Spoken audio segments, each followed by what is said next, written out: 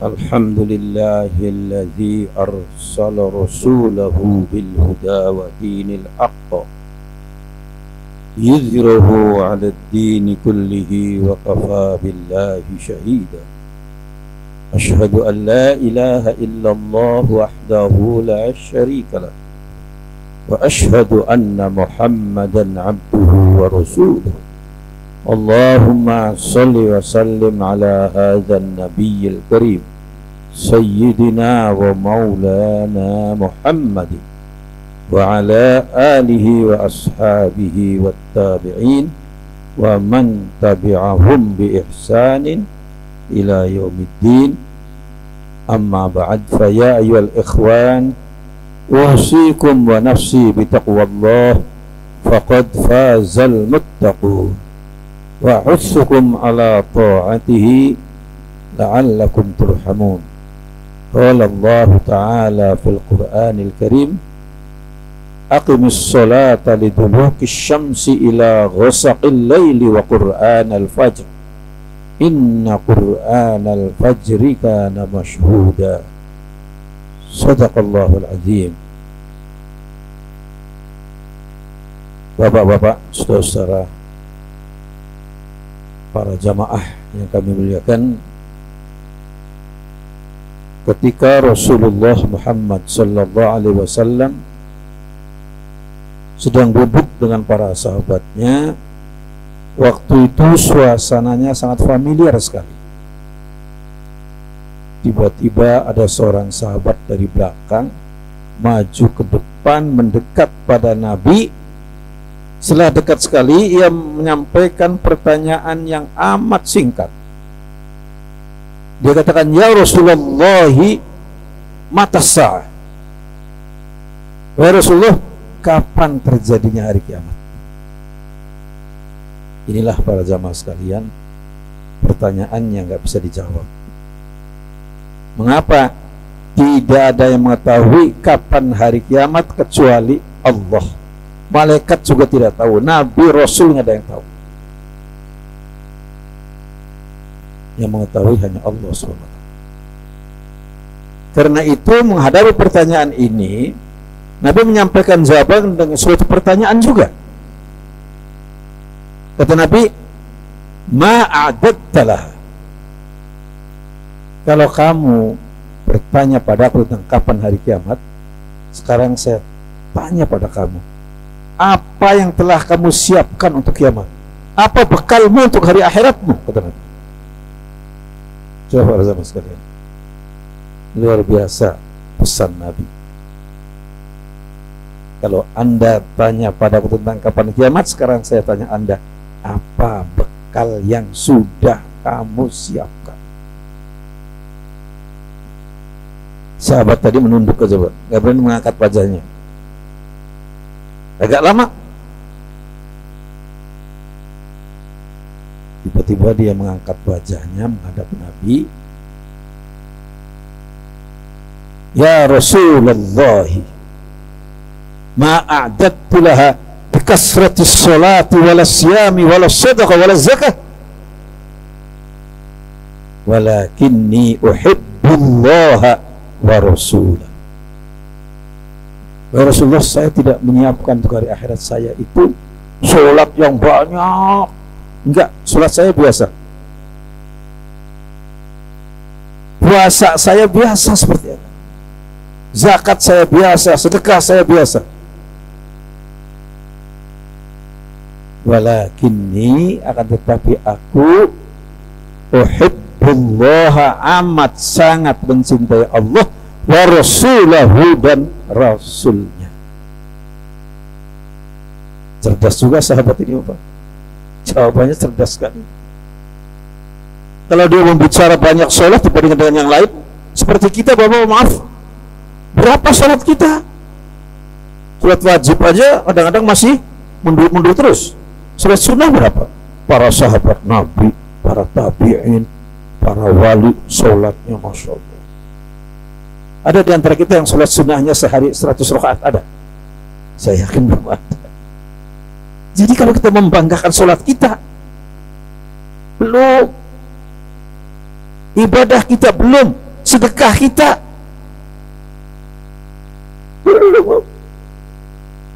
Ya. Kalau ada kotak masjid aja, pilih tuh lembaran yang paling jauh. Maka sahabat ini menyatakan, semuanya aku gak bisa kejar seperti yang lain Rasulullah. Hanya aku mencintai Allah dan Rasul. Ini kuncinya Allah. Petunjuk sahabat ini memberikan pada kita semua. Kalau kita yang bisa mengejar dengan ibadah-ibadah tadi, ada satu yang kita tidak bisa ketinggalan kalau mau mencintai Allah dan Rasul. Itu modal paling sukses. Walakinni uhibbullaha wa rasulahu. Apa jawab Nabi? Anta ma'aman ahbabtah, kamu akan digabungkan bersama orang yang kamu cintai. Kalau kita mencintai Allah, ditempatkan di samping sisi Allah. Masya Allah, tempat yang paling agung apa? Kalau kita mencintai Nabi, kita akan masuk jannah surga bersama Nabi. Luar biasa. Nah, para jamaah sekalian, tidak neko-neko, tidak berat, tidak sulit, simpel sekali. Kita ingin meraih kesuksesan yang luar biasa duniawi dan ukhrawi, kita mencintai Allah dan Rasulnya. Dan mencintai Allah itu sangat simpel juga, nggak sulit. Apa? Imtithalu awamirillahi wajtinabu nawahi, mengerjakan segala perintah Allah dan menjauhi segala larangannya. Itu tanda kita cinta pada Allah subhanahu wa ta'ala. Bagaimana mencintai Nabi? Sebab banyak orang yang menyatakan mencintai Nabi.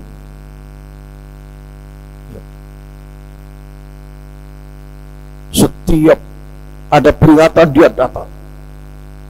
Dia mengungkapkan syair-syair mengenai Nabi, sanjungan dan pujian yang sangat tinggi. Anta syamsun, anta badrun, anta nurun fawqa nur, anta iksiru wahal, anta misbahus sudur. Luar biasa pengakuannya cinta pada Nabi, tetapi taraktum sunnatahu, kamu meninggalkan sunnah Nabi. Gak bisa kamu dikatakan mencintai Nabi. Kita harus mengikuti sunnah Nabi. Apa? Menteladani akhlak Nabi yang agung dan luhur itu. Itu bersama sekali.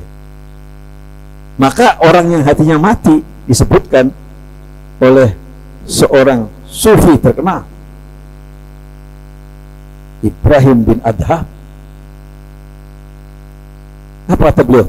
Idda'aitum hubba Rasulillahi wa taraktum sunnatahu. Kalian mengaku mencintai Allah, mencintai Rasulnya, tapi kalian meninggalkan sunnahnya. Itu mengakibatkan orang yang hatinya mati, kata beliau. Yang kedua, istaghaltum bi'ayubi ihwanikum fala tarawna ayuba anfusikum.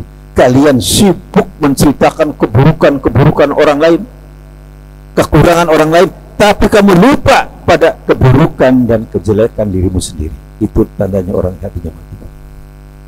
Nah, maka pada zaman gimana kita mencintai Nabi?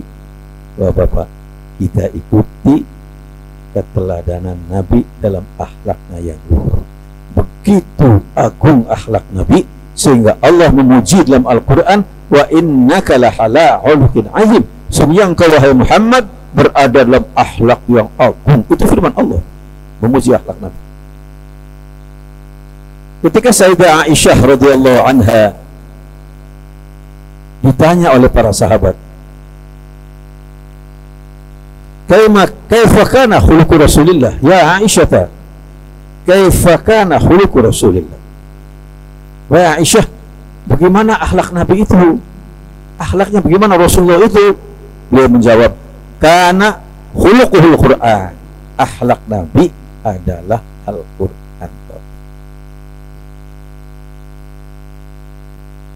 Masya Allah. Maka apa nanti kita dalam Jumat yang singkat khotbahnya ini, saya akan sebutkan beberapa hal. Yang pertama, sudah secara akhlak Nabi yang harus kita tiru adalah beliau amat sangat pemalu. Kalau orang malunya tinggi, Pak, imannya tinggi, akhlaknya tinggi, takwanya tinggi. Kalau orang rasa malunya rendah, akhlaknya rendah, imannya rendah, ketakwaannya rendah, nggak punya malu, nggak beragama. Di situ orang kelihatan. Kalau orang malunya tinggi, Bapak, nggak akan mungkin mengambil hak orang lain, nggak akan menghalangi hak orang lain, nggak mungkin mengambil yang bukan miliknya. Apalagi dia mau melanggar yang haram, yang makruh pun sunnah, yang makruh pun dia tinggalkan. Mengapa? Malu pada Allah, saudara. Jadi kebanyakan perbuatan buruk yang dilakukan oleh kita, Bapak, sering kita punya perasaan, nggak ada yang tahu ini. Nah, ini bahaya. Katanya nggak ada yang tahu, padahal Allah begitu besarnya rasa malu Nabi dalam kehidupan sehari-hari digambarkan seperti seorang gadis yang masih berada dalam pingitannya dalam hadis. Ketika beliau sangat bersungguh-sungguh bekerja mengangkut batu dari Jarwal untuk membangun Ka'bah, ketika beliau usianya 35 tahun, ada pembangunan Ka'bah, beliau rajin mengangkut batu. Para jamaah sekalian, suatu saat saking seriusnya kerja, maaf, kainnya tersingkap sehingga pahanya kelihatan sama laki-laki. Beliau malu sampai pingsan, Bapak, bayangkan. Saking malunya, tersingkap pahanya, kelihatan sama, malu saya. Bayangkan dengan sekarang, Bapak, jauh sekali, sangat jauh. Nah, di sini para jamaah sekalian, ya, yang pertama. Yang kedua,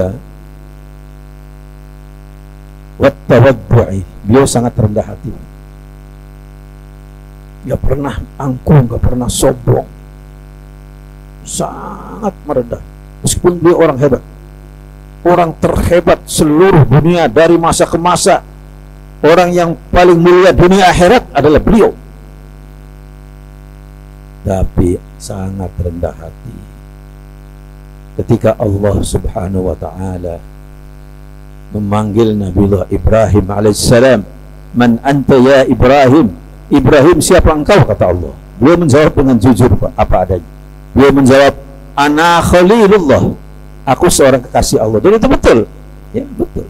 Ittakhadallahu Ibrahim Khalila. Allah menjadikan Ibrahim sebagai kekasih. Beliau nggak berlebihan. Jawab apa ada.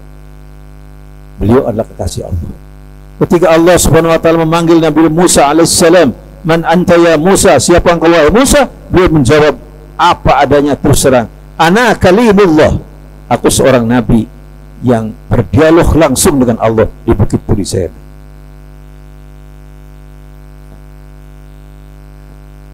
Ya, lihat dialog Nabi Musa di Bukit Turi Saina.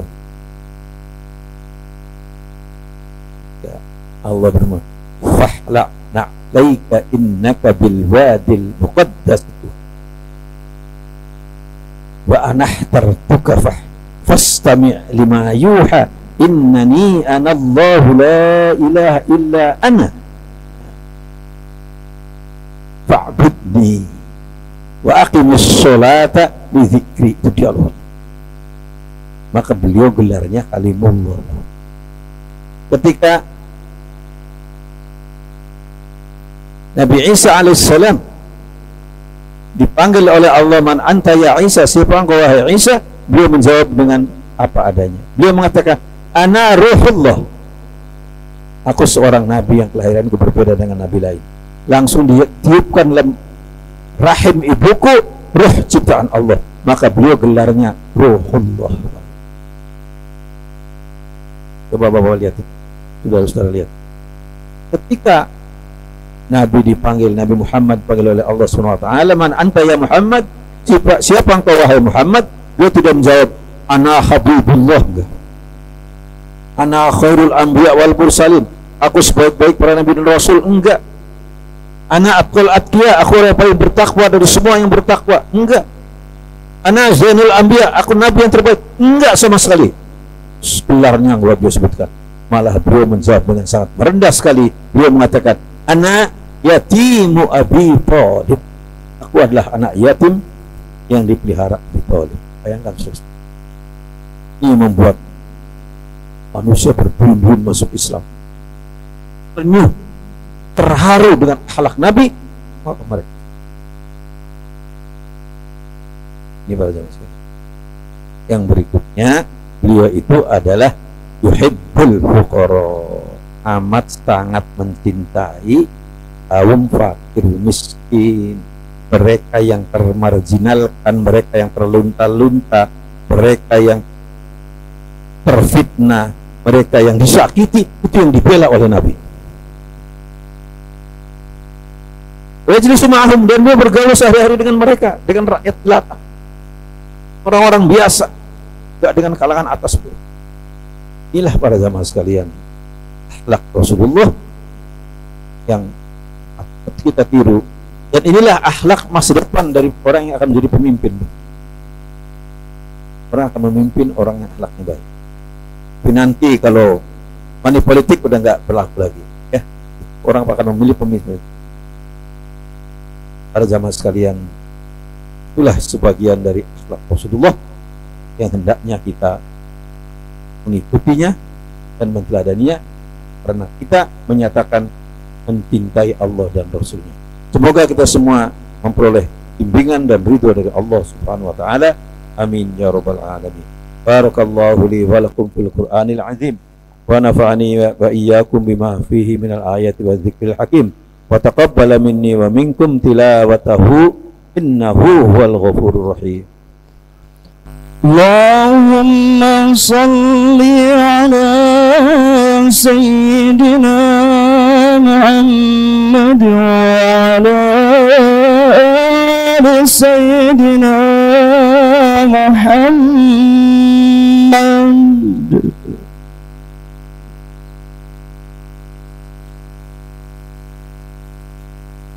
Alhamdulillahilladzi hadana lihadza wa ma kunna linahtadiya laula an hadana Allah. Asyhadu an la ilaha illallah wahdahu la syarika lah, wa asyhadu anna Muhammadan abduhu wa rasuluh. Allahumma salli wa sallim ala hadzal nabiyil karim sayyidina wa maulana Muhammadin wa ala alihi wa ashabihi wat tabi'in wa man tabi'ahum bi ihsanin ila yaumiddin. Amma ba'd, fa ya ayyuhalladzina amanu ittaqullaha haqqa tuqatih wa la tamutunna illa wa antum muslimun. Qala Allah Ta'ala fil Qur'anil Karim, ya ayyuhan nasu u'budu rabbakumul ladzi khalaqakum wal ladzina min qablikum la'allakum tattaqun. Wa qala an-nabiy sallallahu alaihi wasallam, ittaqillaha haitsuma kunta wa atbi'is sayyi'atal hasanata tamhuha wa khaliqin nasa bi khuluqin hasanin. Sadaqallahul azim wa sadaqa rasulun nabiyul karim. Allahumma ighfir lil muslimina wal muslimat wal mu'minina wal mu'minat al ahya'i minhum wal amwat, fa ya qadiyal hajat fa innaka qaribun mujibud da'wat. Allahumma rabbana auzi'na an nashkura ni'mataka allati an'amta alaina wa ala walidayna wa an na'mala salihan tardahu wa adkhilna bi rahmatika fi ibadika as-salihin. Allahumma rabbana arinal haqqa haqqan warzuqna ittiba'ah wa arinal batila batila warzuqna ijtinabah. Allahumma rabbana atina fid dunya hasanah wa fil akhirati hasanah wa qina adzaban nar. Ibadallah, innallaha ya'muru bil adli wal ihsan wa ita'i dzil qurba wa yanha 'anil fahsya'i wal munkari wal baghi ya'idzukum la'allakum tadhakkarun. Was'aluhu 'ala ni'amihi yazidkum wa la dzikrullahi akbar.